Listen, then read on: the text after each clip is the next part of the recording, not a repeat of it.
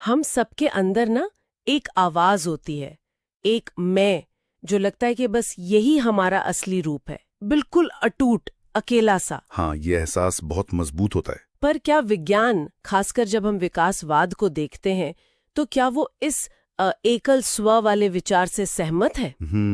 आज हम युवाल नोआ हरारी की किताब होमो डेयुस के कुछ हिस्सों को देखेंगे और समझने की कोशिश करेंगे कि ये एकर आत्म का विचार कितना मजबूत है।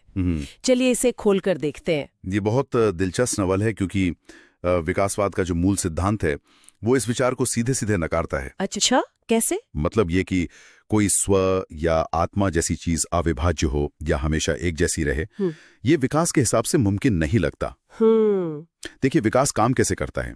हर जैविक चीज, जैसे हमारी आंख ले लीजिए, वो छोटे छोटे हिस्सों से बनी है और ये हिस्से लाखों सालों में धीरे धीरे छोटे छोटे बदलावों से, मतलब उत्परिवर्तन से विकसित हुए हैं। हाँ, प्राकृतिक चयन से। बिल्कुल। तो अगर कोई चीज ऐसी है जो बट ही नहीं सकती या बदल ही नहीं सकती, तो वो इस प्रक्रिया से वो बनी नहीं सकती थी। सही बात है। अविभाज्य होने का मतलब है कि वो विकसित ही नहीं हो सकते। हाँ। और फिर दिमाग की बात करें, वो भी तो दो हिस्सों में बटा है ना? दो गोलार्ध। हाँ बिल्कुल, लेफ्ट और राइट हेमिस्फीयर। और कभी कभी तो ऐसा लगता है कि वो दोनों हिस्से बिल्कुल अलग तरह से सोचते हैं या महसूस करते हैं। सही कहा, कई स्टडीज हैं इस पर। तो क्या ये भी एक इशारा है कि हम शायद उतने इंडिविजुअल यानी अविभाज्य नहीं है जितने डिविजुअल यानी विभाज्य है? हाँ, ये विचार इस दिशा में जाता है और मनोविज्ञान भी पता है इस पर काफी रोशनी डालता है। अच्छा, मनोविज्ञान क्या कहता है? डैनियल kahneman, जिन्हें नोबेल पुरस्कार भी मिला है, उन्होंने दो तरह के स्व की बात की है। दो तरह के स्व? हाँ, एक है अनुभव करने वाला स्व, एक्सपीरियंसिंग सेल्फ, और दूसरा है कहानी कहने वाला स्व, नरेटिंग सेल्फ। और हाँ, कहानी कहने वाला ये क्या है? देखिए, अनुभव करने वाला स्व वो है जो हर पल को जीता है, महसूस करता है। जैसे अभी आप और मैं बात कर रहे हैं, तो ये अनुभव वाला स्व है। दर्द, खुशी, बोरियत, ये सब इसी का काम है। ठीक है, जो हर पल में जी रहा है। हाँ, लेकिन हमारी यादें कौन बनाता है? हमारे जीवन के बड़े फैसले कौन लेता है? वो दूसरा वाला, कहानी कहने वाला। बिल्कुल, ये कहानी कहने वाला स्व हमारे अनुभवों की एक कहानी बुनता है, एक निचोड़ निकालता है। और मजे की बात ये है कि ये पूरी कहानी याद नहीं रखता। अच्छा, फिर क्या याद रखता है?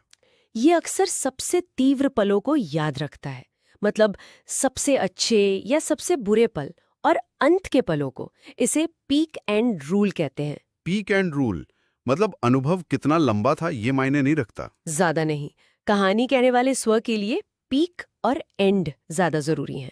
सोचिए, किसी डॉक्टर के पास गए, दर्दनाक प्रोसीजर हुआ, पर आखिर में डॉक्टर ने कुछ मजाक किया, तो शायद आपको वो पूरा अनुभव उतना बुरा ना लगे। हाँ, ये तो होता है। और यही कहानी का स्व है जो हमारे ज्यादातर बड़े फैसले लेता है। नौकरी बदलना, शादी करना वगैरह। हाँ। वो कहानी के आधार पर फैसले लेता है।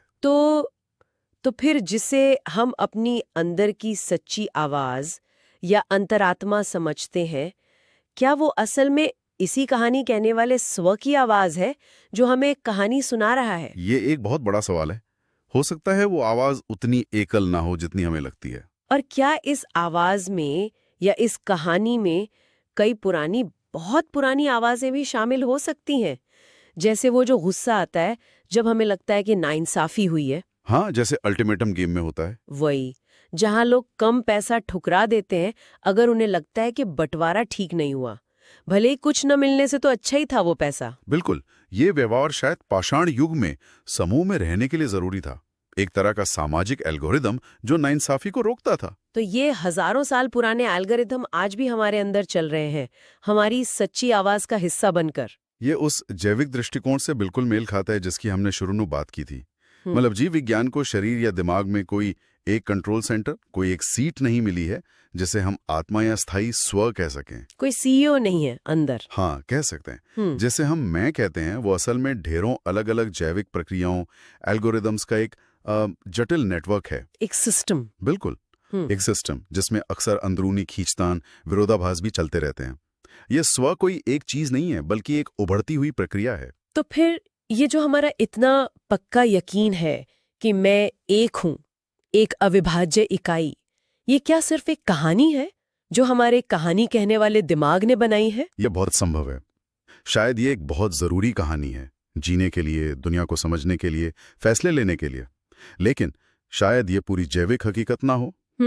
और यहीं से वो बड़ा सवाल खड़ा होता है। अगर मैं कोई एक चीज नहीं बल्कि विकास के लाखों सालों में बने बहुत सारे जैविक एल्गोरिदम्स का एक समूह है, हाँ, तो फिर स्वतंत्र इच्छा यानी फ्री विल का क्या मतलब रह जाता है? और हम अपने जीवन को जो मायने देते हैं, जो अक्सर इन्हीं कहानियों और यादों से बनते हैं, उनका आधार क्या है फिर? ये तो सोचने वाली बात है। हाँ, इस पर सोचने के लिए एक गहरा बिंदु है कि हम असल में क्या हैं और हमारी ये कहानियां कितनी सच हैं।